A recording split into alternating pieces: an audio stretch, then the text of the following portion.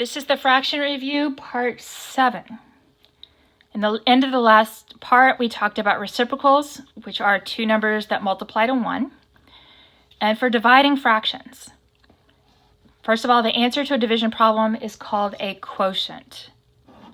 And that's another word we're going to have to become familiar with. The rule for division is you keep the first fraction the same, you change the division sign to a multiplication, and you take the reciprocal of the second fraction. A lot of people will remember it as keep it, change it, flip it. Keep the first one, change it to multiplication, flip the fraction. And people remember it as KFC, but it's really KCF, whatever works for you. I learned with the phrase, ours not to reason why, just invert and multiply. Don't worry about it, flip it, multiply it. Okay? Now, remember what I said, we can cross-cancel only with multiplication. Since we're going to be turning division problems into multiplication problems, we will eventually be able to cross-cancel, but not until we change it to multiplication. Okay? So let's work a few problems. Find the quotient and write it in lowest terms. Okay. So we have 20 over 7 divided by 4. First of all, you may think this is not a fraction, but we can always put it over 1. So any whole number can be written as a fraction. Okay? So we write it over 1, and then we rewrite the problem. Keep the first one, change it to multiplication, and flip the second one. Okay?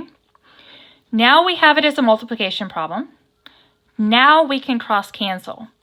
The 1 and the 7 aren't going to simplify at all, but I can divide both of these by a 4. 4 divided by 4 is 1. 20 divided by 4 is a 5. Now we can multiply straight across. 5 times 1 is 5. 7 times 1 is 7. So we have the answer to this division problem is 5/7. All right, let's try this one.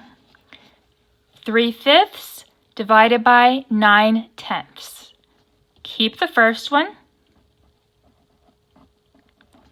change it to multiplication, and flip the second one.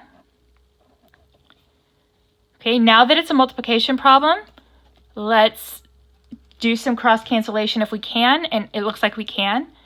The 3 and the 9, they're both divisible by 3. If I divide 3 by 3, I get a 1. 9 divided by 3 is a 3. Other diagonal, 5 and 10, they're both divisible by 5. Divide that by 5 and I get a 1. Divide this by 5 and I get a 2. So what do I have left? 1 times 2 is 2.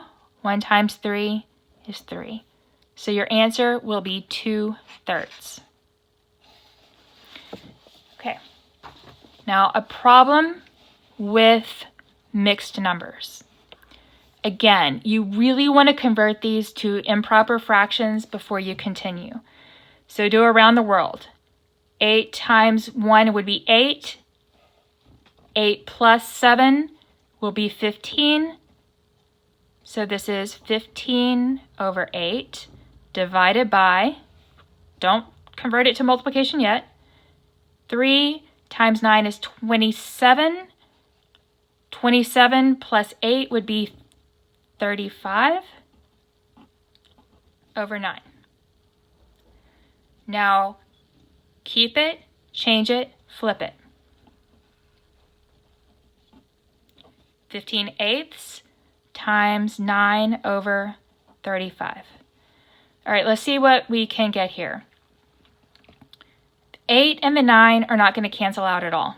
They're 1 apart. If I had 9 over 8, it would be in lowest terms. The 15 and the 35, they both end in 5, so I can divide both by 5. If I divide this by 5, I get a 3. Divide this by 5, and I get a 7. And that's going to be as good as that gets. So what do I have? 3 times 9 is 27.